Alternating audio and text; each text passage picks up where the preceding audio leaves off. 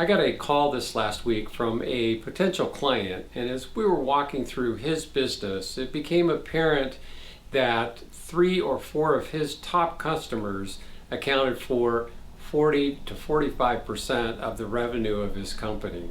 So in this video, we're going to talk a little bit about customer concentration. How much is too much, and how and when does it affect both price and salability?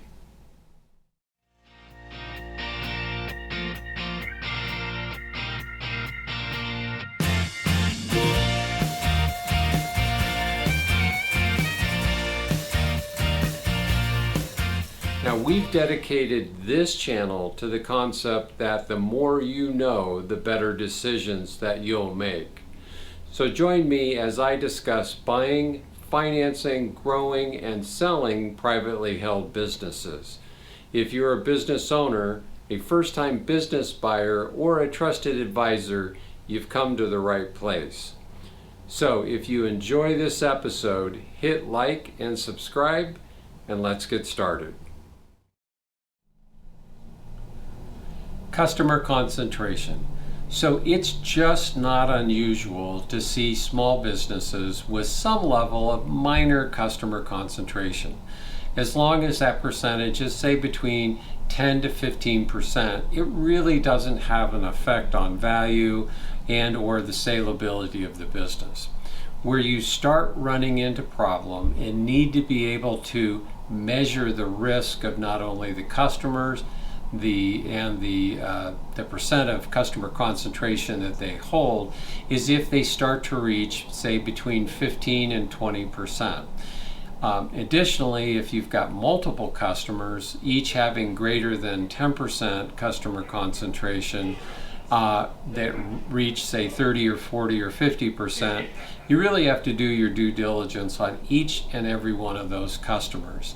So the question is, how does it affect value? And it really depends upon the percentage of total revenue that the client or clients take, the hierarchy of revenue, and we'll talk about that in a second, and the credibility, bankability, and salability of each one of those clients, and then really understanding who that client is and how it affects the business overall. So with customer concentrations, we need to think about 2 things. The first is the hierarchy of revenue. All revenue is just simply not created the same, and taking a look at this will enable a buyer and a seller to really kind of assess the risk of that revenue stream as you move forward. And secondly is what we call CBS, or credibility, bankability, and salability of that revenue stream. Now, in the past, we've put transactions together where 90 to 95% of the revenue stream for a particular company comes from one customer. So the hierarchy of revenue and the CBS, i.e. the credibility and bankability and salability of that customer, become ultimately important into the value and salability of the business. So the first thing you want to do when you're talking about customer concentration is really take a look at that hierarchy of revenue, and if that revenue stream is a reoccurring contract revenue, then that is the highest level of revenue, as opposed to, say, if you owned and operated a restaurant and you were serving one customer at a time. So again, think about AT&T that has that contract revenue stream coming in on a monthly basis versus Starbucks, where they're serving one customer at a time and hoping for repeat business, but there's no contractual obligation, and you have to provide services for every single customer that walks through the door versus, say, AT&T. And then the next thing you want to do is take a look at that relationship between the customer and the business owner. So if that is a very specialized service, there may be less competition in the marketplace. that can drive that business and compete for that revenue. So that's also where you might think about really digging in and understanding that customer. The other thing you want to do is think about the CBS, or the credibility, bankability, and salability of that business and that revenue stream. In that most businesses, when we take them to market, we really sell them 3 times. Once to the buyer of the business, 2 to the bank that's doing the financing, and 3 to the valuator that's probably doing a valuation for the bank. So in hierarchy of revenue, it can drive value. Not all revenues created the same, not all customers are created the same, and it's really up to a really good business broker or merger and acquisition advisor to sit down with you and explain to you how that value works and whether your business is bankable and sellable. How it affects value. So this is the key question here.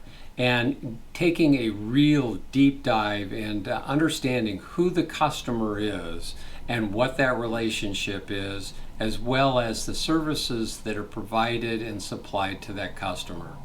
So understanding who the customer is really does matter.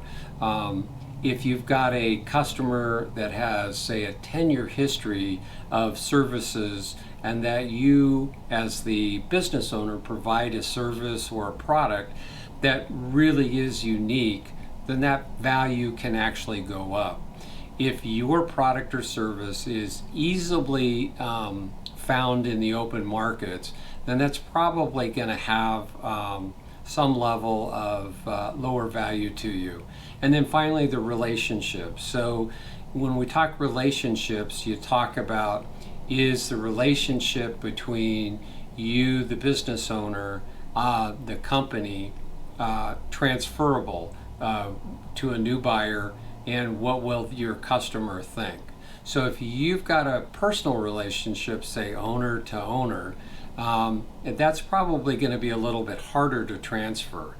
If you've got multiple touch points inside the organization, that's going to be a relationship that for a new owner coming in is probably going to be easier to transfer because you've got multiple relationships built throughout the customer's organization. And then finally, history. So it really is a big deal. If you've been providing services for this customer or products for 5, 10, or 15 years, that holds a lot of weight, not only with particular individual buyers, but banks and valuators as well. So risk mitigation. So as a seller, you want to understand how to mitigate risk of a customer concentration, and be able to document that and to a new buyer, to the bank, and to a business valuator. And that will help you increase the value of that customer concentration. The first thing you do is talk about how easily that customer could be replaced. Now, in most cases, it's not easy, or you would have already done it. But there are instances out there where you provide a business, provides a service and or product that is such in demand that it would be fairly easy to replace that customer with either a customer or multiple customers. Secondly, diversifying within that customer. So believe it or not, being able to sell multiple product line inside a customer helps you establish a better and deeper relationship with that customer.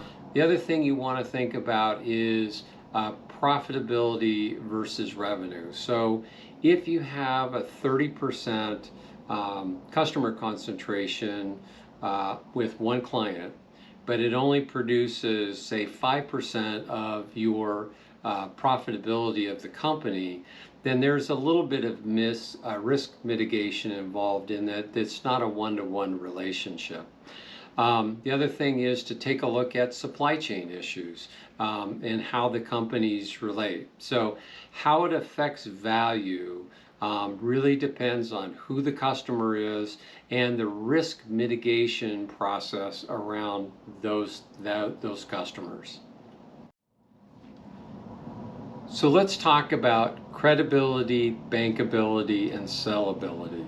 And this really comes back to the individual customer that may have a large customer concentration in the business. And there really is the ease of transfer of that customer upon sale. Earlier we were talking about hierarchy of revenue and contract revenue specifically. And inside of most contracts with government, nonprofits, municipalities, or just large manufacturers, B2B, there's usually a clause with regards to the sale of more than 50% of the interest of the company. And there's two types of consent. One, there's a consent where you actually have to get the consent of the customer to transfer the contract, and or notice is the second one. So if you've got notice clauses in your contracts, that's good. That actually is just upon sale noticing the client that you're selling the company, obviously with a warm handoff and all the things that you need to do to transfer that customer. Consent can make it a little more difficult. I had a transaction 3 or 4 years ago where we had the consent of a Fortune 500 company, and they gave their consent, but their consent was tied with so many contingencies and constraints upon the sale of the company that it almost killed the transfer. So you've got to take a look at those contracts and whether it's notice or consent. And then who the buyer is really important as to the credibility and bankability and salability. If you're dealing with a synergistic buyer, that the combination of both of those customer bases may totally do away with the customer concentration issue, then it's just not even an issue at that point in time.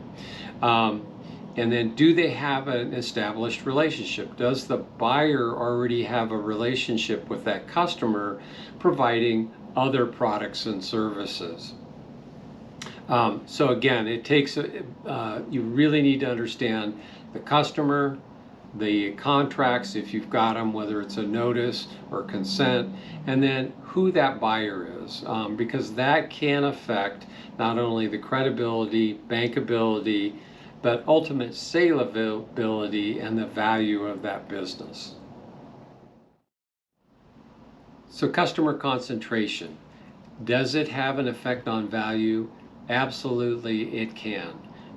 Will it affect the credibility and salability of the business? That really depends on how well you document that, who the customer is, and how easily you can transfer the business to a new owner. So really working with a really solid business broker or merger and acquisition advisor can help you position that business not only with potential buyers, but the banks and the business valuators to get you the best value that you can for the business. So hope you enjoyed this video, and we'll look forward to seeing you on the next one.